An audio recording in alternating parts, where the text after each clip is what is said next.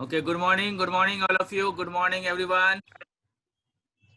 चलिए, I will share the things whatever we have done earlier. हम लोगों ने कंप्यूटर फंडामेंटल में काफी कुछ कर लिया है.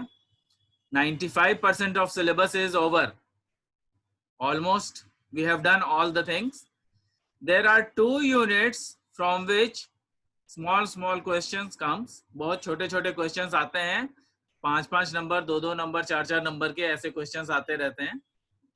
We will finish it that today.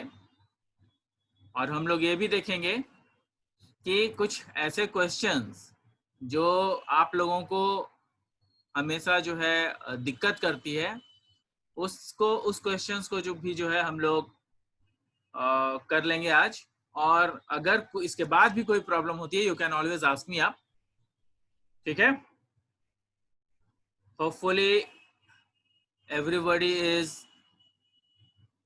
online. If anybody else wants to come, you can always inform them up. ठीक है? ये देखिएगा कि हम लोग जो है, हम लोगों ने नेटवर्क कर लिया था. नेटवर्क में इंटरनेट क्या होता है वो कर लिया था. और आज हम जो है करने वाले हैं, देखिए हम लोगों ने टोपोलॉजी भी कर लिया है. ये देखिए हमारी स्क्रीन शेयर्ड है. इसमें आप देखिएगा कि हम लोगों ने क्या क्या किया हुआ है. इंटरनेट कर लिया है, लैंडमैन वैन कर लिया है, हमने इंटरनेट किस तरीके से ज्वाइन करते हैं वो कर लिया है, ईमेल्स कर लिए हैं हमने. उसके बाद फिर हमने किस तरीके से ईमेल को के जो स्टेप्स होते हैं वो सब कर लिया है. और आपका डिफरेंट टोपोलॉजी कर लिया है, बस topology, ring topology, star topology, mesh topology वगैरह सब कर लिया है हम लोगों ने. और ये सब जो है ये नोट्स हैं. You can always take the screenshots. से अपलोड भी कर दूंगा. जो आपका वीडियो है जो मैं पढ़ाऊंगा ये अपलोड भी कर दिया जाएगा आप लोगों को, ताकि आप लोग उसको बार बार देख सकें. और हम लोगों के पास आज जो हम लोग करने वाले हैं वो है कनेक्शन. तो ये इंटरनेट के बारे में हम लोग जान चुके हैं. अब हम लोगों को ये जानना है कि आखिर ये जो इंटरनेट कनेक्शंस हैं उसके लिए रिक्वायरमेंट क्या होता है. कहने का मतलब कि जो इंटरनेट कनेक्शंस होते हैं वो इंटरनेट कनेक्शन के लिए रिक्वायरमेंट्स क्या क्या हैं. तो कई बार इस तरीके के क्वेश्चंस आ जाया करते हैं कि what are the different requirements for connecting to internet. तो इसका मतलब ये है कि you have to write all the devices. जितने भी डिवाइसेस हैं वो सब आपको लिखने पड़ेंगे. तो वो सारे डिवाइसेस जो हैं वो क्या क्या हो सकते हैं. तो सबसे पहले यहाँ पे मैंने लिखा है computer system, network, modem, peripheral devices, wires, electricity, system software, application software. अब यहाँ पर ये कौन कौन सी चीजें हैं उसको थोड़ा सा हम लोग ध्यान देंगे. कंप्यूटर सिस्टम, ऑब्वियसली जब हम लोगों को इंटरनेट से जोड़ना है तो एक कंप्यूटर तो चाहिए ही चाहिए, या कंप्यूटर के जैसा ही कोई और ऐसे डिवाइसेस जिनके थ्रू हम लोग इंटरनेट के थ्रू जुड़ सकते हैं. जैसे कंप्यूटर सिस्टम में आता है डेस्कटॉप, लैपटॉप, इसके अलावा स्मार्टफोन्स, टैबलेट. तो ऐसे कई सारे डिवाइसेस हैं जिनके साथ हम लोग इंटरनेट कनेक्शन से जुड़ सकते हैं. दूसरा चीज जो है वो है हमें चाहिए वो नेटवर्क चाहिए. नेटवर्क कहने का मतलब कि जो इंटरनेट कनेक्शन होता है उसके लिए हम लोग ISPs का प्रयोग करते हैं, इंटरनेट सर्विस प्रोवाइडर. और वो किसी न किसी नेटवर्क के द्वारा दिया जाता है. और ये नेटवर्क कौन से होते हैं?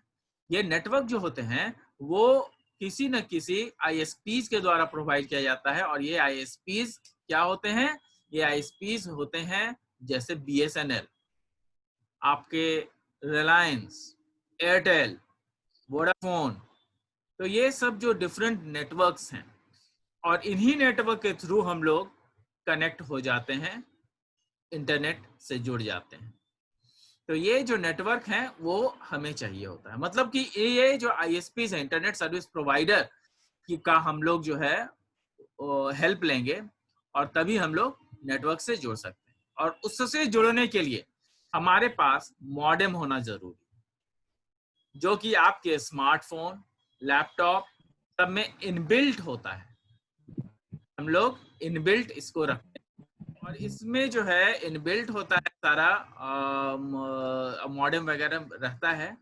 तो ये जो मॉडेम होता है, जिसमें पहले के जमाने में जब कंप्यूटर आते थे तो उसमें मॉडेम नहीं आता था, उसमें हम लोग अलग से मॉडेम को इंक्लूड करते थे and we use to connect modem externally और इंटरनली।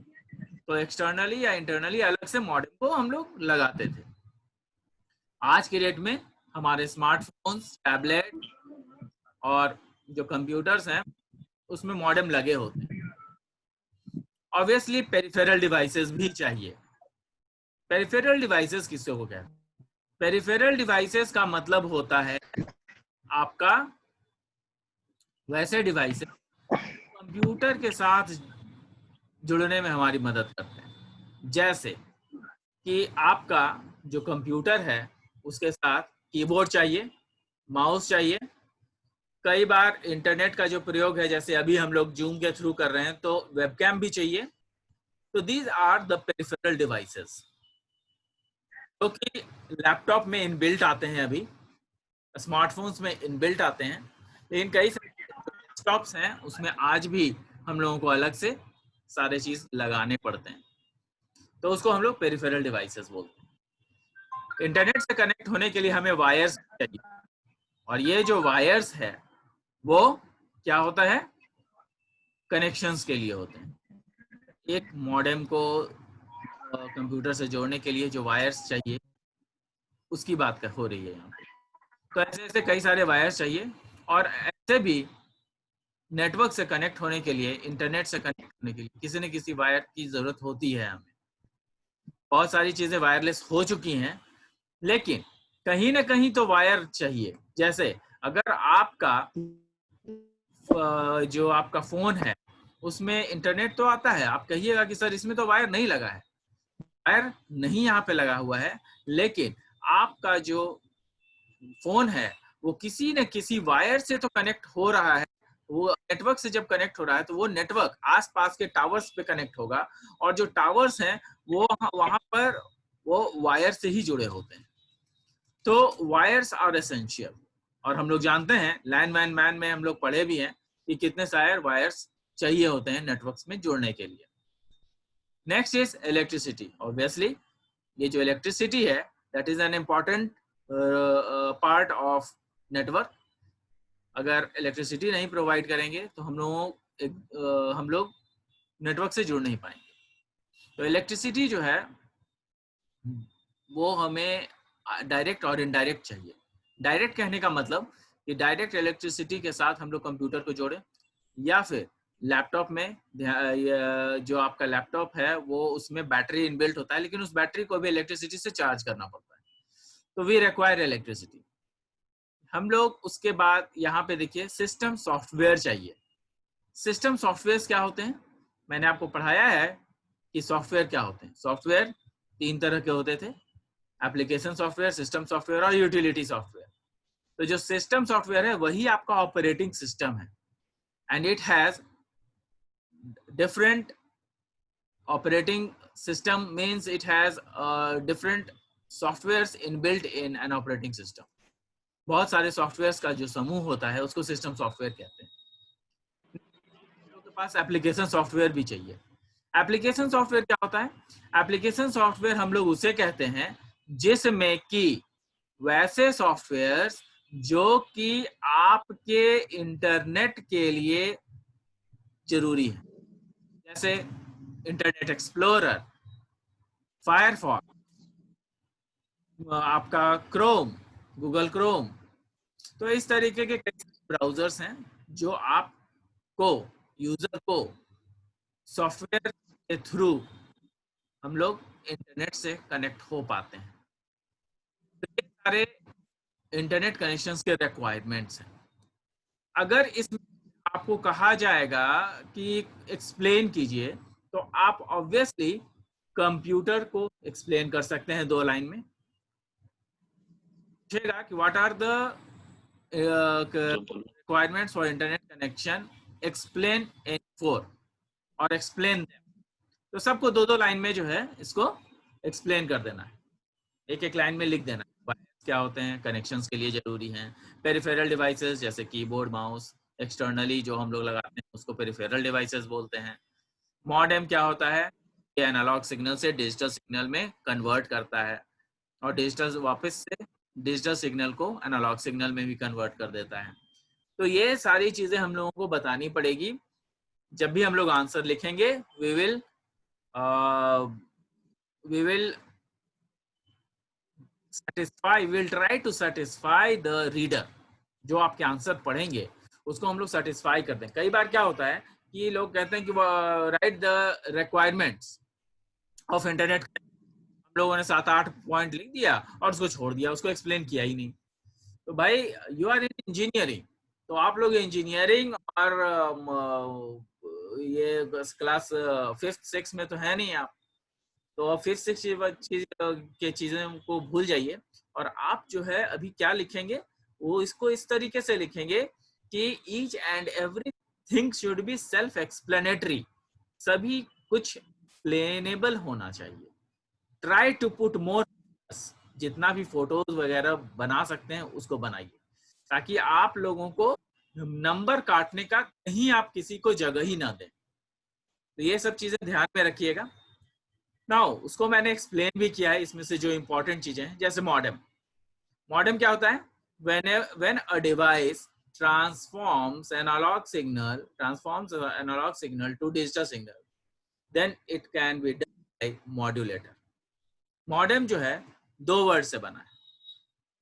मॉडेम MODEM, MOD का मतलब होता है मॉड्यूलेटर, DEM का मतलब होता है डिमॉड्यूलेटर। तो मॉड्यूलेटर क्या करता है कि एनालॉग सिग्नल को डिजिटल सिग्नल में कन्वर्ट करता है, जबकि डीमॉड्यूलेटर क्या करता है, जो आपका डिजिटल सिग्नल्स है उसको एनालॉग सिग्नल्स में कन्वर्ट करता है। तो ये मॉडेम जो है वो दोनों काम कर सकता है, और जब ये दोनों काम कर सकता है तो इसीलिए जो है हम लोग क्या कहते हैं, इसको मॉडेम कहते हैं। MOD से मॉड्यूलेटर और DEM से डीमॉड्यूलेटर। तो ये आप लोग ध्यान में रखेंगे कि आपका जो मॉडेम है वो कभी कभी ऐसे भी एक्सप्लेन करने के लिए आ जाता है कि explain the following modem, peripheral devices, internet, तो ऐसे भी क्वेश्चंस आ जाते हैं। तो ये सब सारे क्वेश्चंस आपको करा दिए जा रहे हैं ताकि आप लोगों को कहीं भी किसी तरीके का कोई दिक्कत ना हो। तो यहाँ पर आप देखिए कि मॉडेम क्या होता है, आप लोग समझ गए होंगे। इसको एक बार आप लोग सभी का स्क्रीनशॉट्स जरूर ले लेंगे ताकि आप लोगों को कहीं कोई प्रॉब्लम ना हो। ये देखिएगा, और ये सिर्फ स्क्रीनशॉट आपके मोबाइल्स में नहीं होने चाहिए, बल्कि आप लोग उससे अपना नोट्स तैयार कर लें। क्यों? क्योंकि यही नोट्स आपको लास्ट मोमेंट पर जरूरत पड़ेगी और उस समय आपको इसी से पढ़ना पड़ेगा। आप लोगों को एक बार जब आप उसको लिखिएगा तो उसको अपने आप याद भी हो जाता है वो, तो एक बार लिखने से कई सारी चीजें दिमाग में भी आ जाती हैं। इसीलिए मैं बोल रहा हूं कि केवल और केवल इसको स्क्रीनशॉट्स न रहने दें, बल्कि इसको आप लोग प्रॉपर आंसर जो आपका नोटबुक है उसमें इसको आंसर को लिख भी लें। नेक्स्ट है peripheral devices. Peripheral devices are external devices which are attached to the system unit externally. किसी भी सिस्टम यूनिट में एक्सटर्नली अगर किसी डिवाइसेस को लगाते हैं तो उसको पेरिफेरल डिवाइसेस कहा जाता है, जैसे keyboard, mouse, monitor, webcam, speakers. ठीक है, ये पेरिफेरल डिवाइसेस हैं। नेक्स्ट यहाँ पे देखिएगा, मैंने एप्लीकेशन सॉफ्टवेयर की बात की थी, उसी में आ जाता है ब्राउजर्स। ब्राउजर्स क्या होते हैं? Browsers are the application software. Browsers application software हैं which helps us in collecting information from different websites or services। ये जो है आपके डिफरेंट जितने भी वेबसाइट्स पर जो या सर्वर पर जो भी इंफॉर्मेशन हैं, हम लोग ब्राउजर के जरिए उन सारे इंफॉर्मेशन को प्राप्त कर सकते हैं। और वो कैसे कर सकते हैं? हम लोग उसके लिए गूगल का प्रयोग करते हैं। इस साइट को खोल करके उस साइट पे चले जाते हैं और उस साइट पे जाने के बाद जो इंफॉर्मेशन हमें चाहिए वो सारे इंफॉर्मेशन हम लोग उसमें डाल देते हैं। ठीक है, तो वो जैसा भी हम लोग इंफॉर्मेशन हम लोग देंगे, जैसा हम लोग इंफॉर्मेशन चाहते हैं उस तरीके का इंफॉर्मेशन हम लोग प्राप्त कर सकते हैं। There are various browsers available.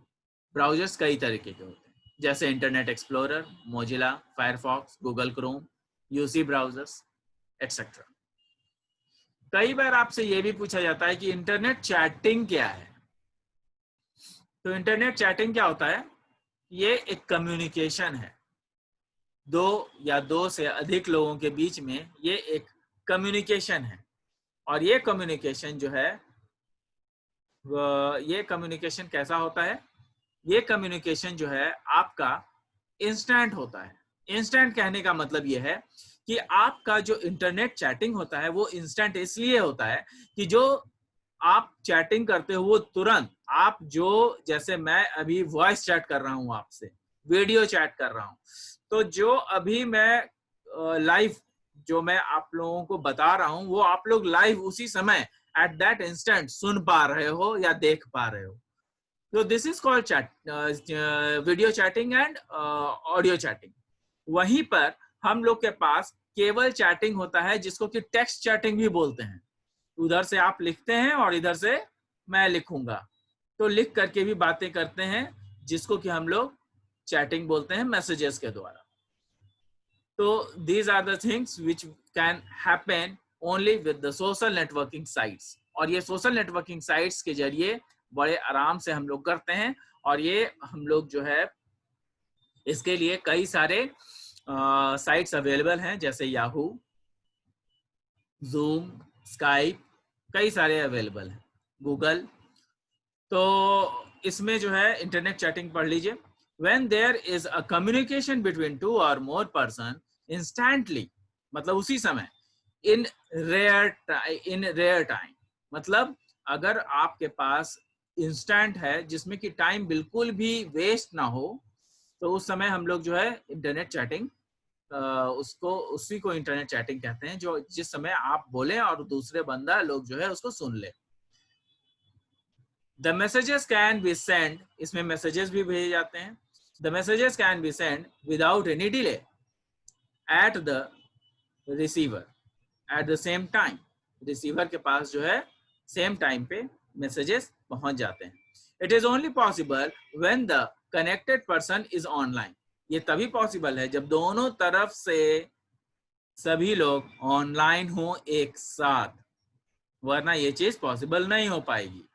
जैसे व्हाट्सएप में क्या होता है, हम लोग ऑनलाइन रहते हैं लेकिन कोई जरूरी नहीं है, हम लोग ऑनलाइन रहते हैं, अगर उस समय हम लोगों ने नहीं देखा तो हम लोग मैसेजेस बाद में भी पढ़ सकते हैं या उसको बाद में भी हम लोग देख सकते हैं। लेकिन ये इंस्टेंट नहीं हुआ, एट एन इंस्टेंट नहीं है।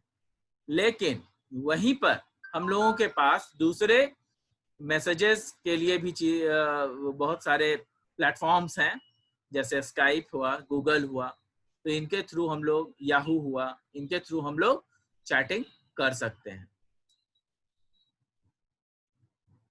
Earlier it was possible by the means of computer. पहले इस केवल और केवल कंप्यूटर के द्वारा ही किया जाता था। But nowadays we can chat through smartphones. अभी हमारे पास स्मार्टफोन्स, टैबलेट, ऐसे कई सारी चीजें हैं जिनके थ्रू हम लोग इंटरनेट चैटिंग कर सकते हैं। Next is www। हम लोग इंटरनेट के बारे में पढ़ रहे हैं, वी शुड नो कि www क्या है। www is world wide web through which different computer system gets connected। World wide web है। वर्ल्ड वाइड वेब कहने का मतलब क्या है? वर्ल्ड वाइड वेब कहने का मतलब है एक नेटवर्क दूसरे नेटवर्क से जुड़ा हुआ है।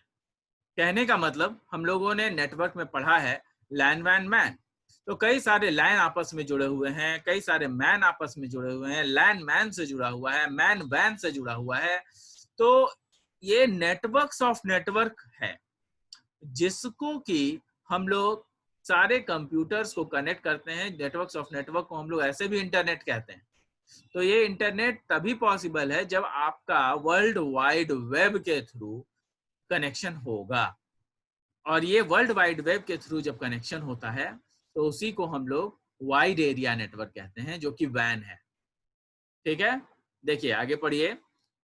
through which different computer system, world wide web, through which different computer system gets connected with the help of wide area network.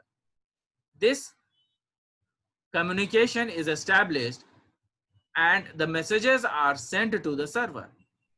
Communication बना लिया जाता है और उसके बाद जो आपके मैसेजेस हैं वो सर्वर को पहुंचा दिया जाता है, और वो सर्वर बाद में रिसीवर को रिक्वायर्ड इंफॉर्मेशन देता है। किसके थ्रू? www के through. Messages are sent to the server where whenever the receiver gets online, he or she receive the messages by connecting to the internet. www refers to the collection of websites through which we can search for the different sites as per our requirement. हम लोग के अनुसार जैसा भी requirement होता है उसके अनुसार हम लोग इंफॉर्मेशन भेजते हैं, और वैसा इंफॉर्मेशन हम लोग प्राप्त कर सकते हैं www के जरिए। यहाँ पे जो www है उसमें एक वर्ड आता है URL, जिसको कहते हैं यूनिफॉर्म रिसोर्स लोकेटर। URL में हम लोग क्या करते हैं कि जिस साइट को हमें खोलना है उस साइट का एड्रेस जो है उसमें हम लोग लोकेट करते हैं। That is why it is called है यूनिफॉर्म रिसोर्स लोकेटर। तो ये जो यूनिफॉर्म रिसोर्स लोकेटर है, इसमें क्या होता है कि हम लोग वेबसाइट्स का डिफरेंट एड्रेस डालते हैं, और हाइपर टेक्स्ट के जरिए जो आपका प्लेटफॉर्म है, जो www है, वो किससे कनेक्ट होता है? आपके ब्राउजर से कनेक्ट होता है। और ब्राउजर जो है उसमें आपका जो प्रोग्रामिंग होता है वो हाइपर टेक्स्ट में प्रोग्रामिंग होता है। HTTP बोलते हैं उसको, हाइपर टेक्स्ट ट्रांसफर प्रोटोकॉल के थ्रू होता है। तो यहाँ पे मैंने लिखा भी है which may be linked by hypertext and accessible over the internet। कहने का मतलब जो आपका हाइपर टेक्स्ट है वो एक्सेसिबल हो जाता है किसके थ्रू? इंटरनेट के through. Next is web pages. Web page क्या होता है?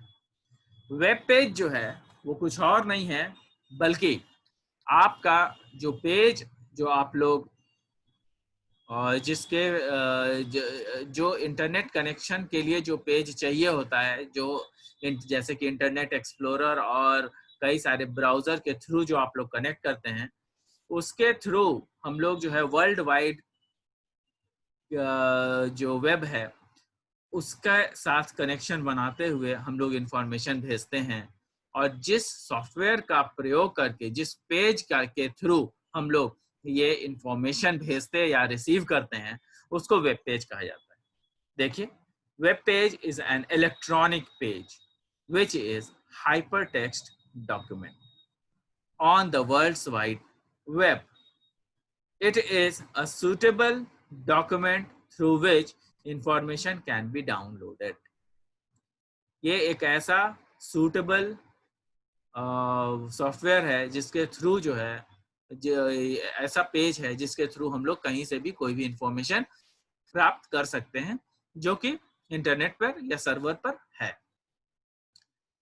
ब्राउजर हम लोग पढ़ चुके हैं ऑलरेडी, फिर भी एक बार देख लीजिए। Web browser is the software application for accessing information with the help of www के थ्रू हम लोग वेब ब्राउजर का इस्तेमाल करते हैं और उस वेब ब्राउजर के थ्रू कनेक्ट होकर के हम लोग रिक्वेस्ट भेजते हैं। देखो, when the user request for a particular website, the web browser retrieves the necessary contents from a web server and then display it on the user devices with the help of web pages। तो web browser के जरिए हम लोग request भेजते हैं और web page के through हम लोग इंफॉर्मेशन जो भेजते हैं उसको रिसीव भी करते हैं। ठीक है, इंटरनेट का भी यहाँ पे हम लोगों ने डेफिनेशन दे दिया, पहले भी हम लोग पढ़ चुके हैं। Whenever there is a transfer of information from computer to one computer to the other computer system within a network, then it is called internet. Through internet, we cannot send our messages from network to other network.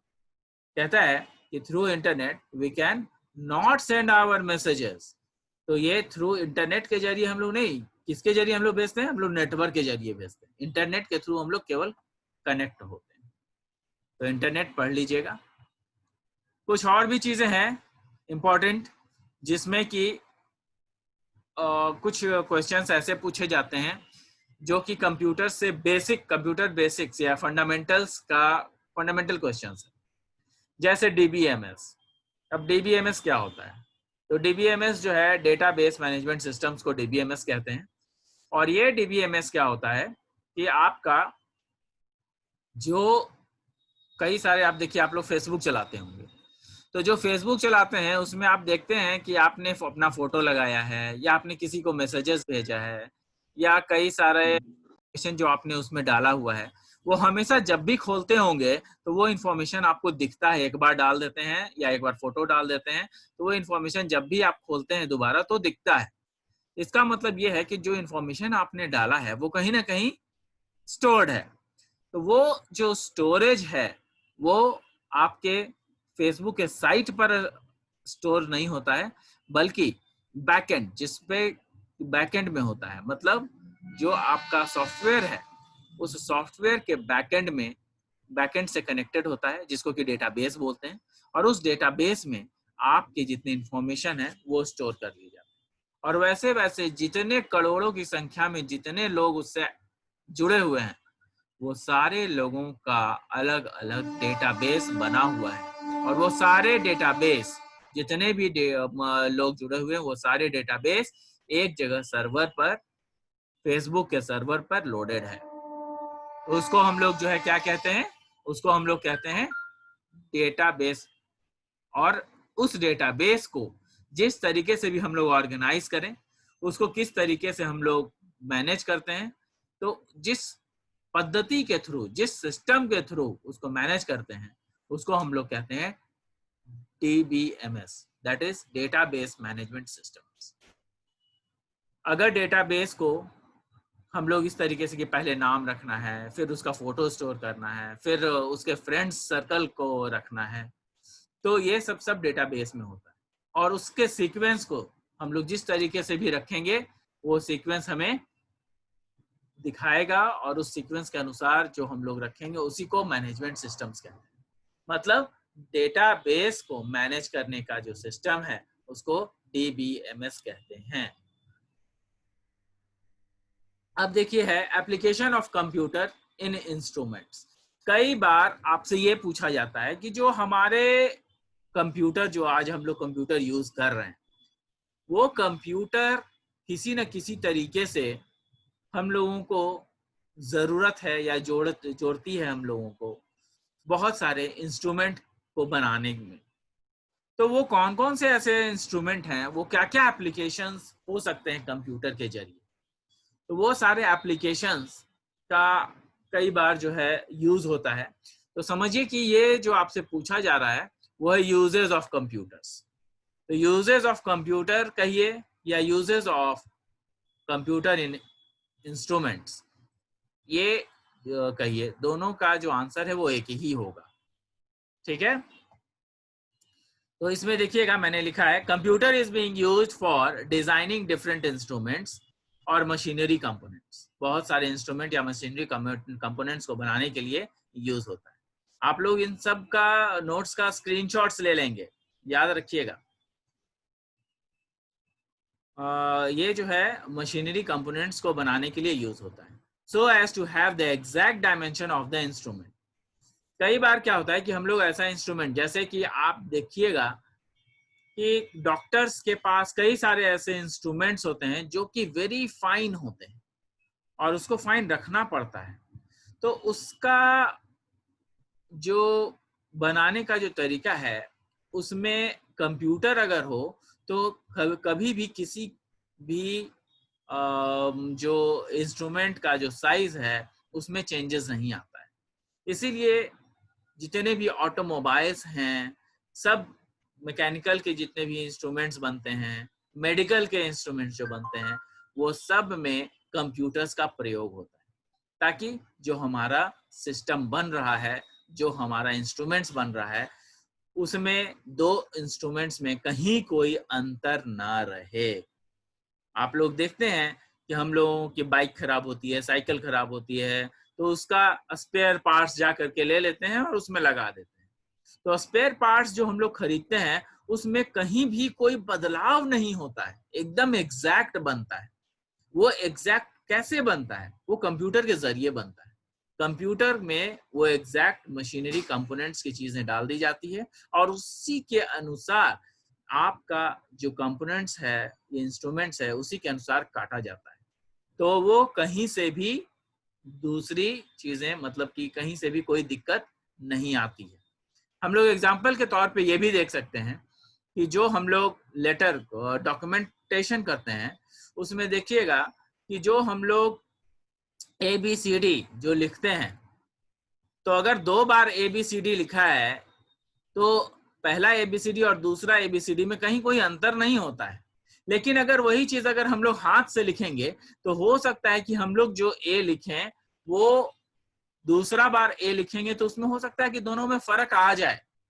Very much possible. अगर 2 बार लिखे हैं नहीं फर्क आएगा तो 10 बार में तो दो बार ऐसा जरूर होगा कि जिसमें कि A में परिवर्तन आ जाएगा।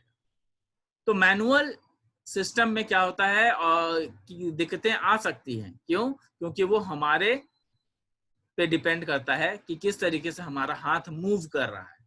लेकिन जो मशीनरी कंपोनेंट होते हैं उसको एक बार अगर इंस्ट्रक्शन सही से दे दिया जाए तो these instructions will be recorded और वही इंस्ट्रक्शंस बार बार रिपीट होते हैं और इसीलिए जो है हमारे इंस्ट्रूमेंट्स जो बनते हैं that those are very fine instruments.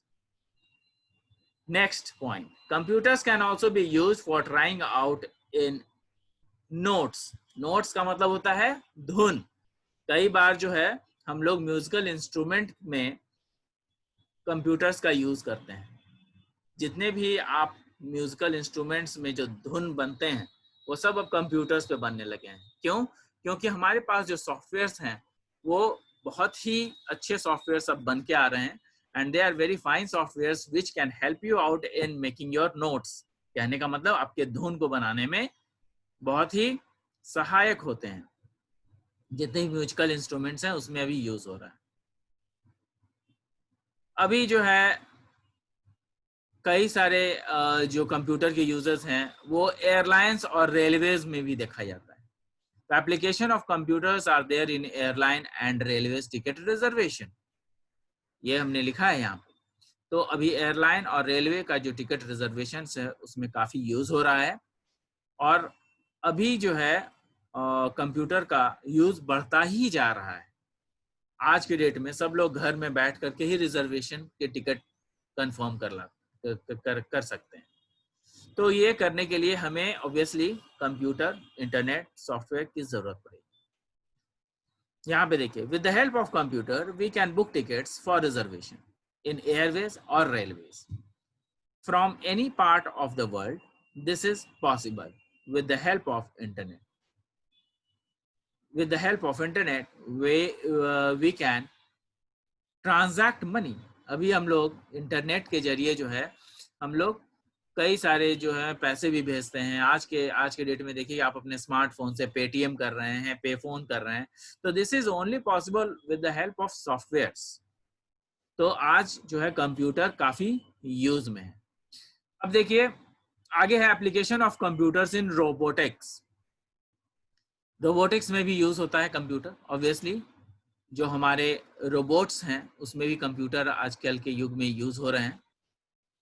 With the advancement of computer technology और programming which got merged with different electronic components and hardware, now we are able to automate several machines to the work for us. हम लोग कई सारे machines को इस तरीके से बना चुके हैं कि वो हमारे लिए काम करें। दूसरा point, we just need to program the hardware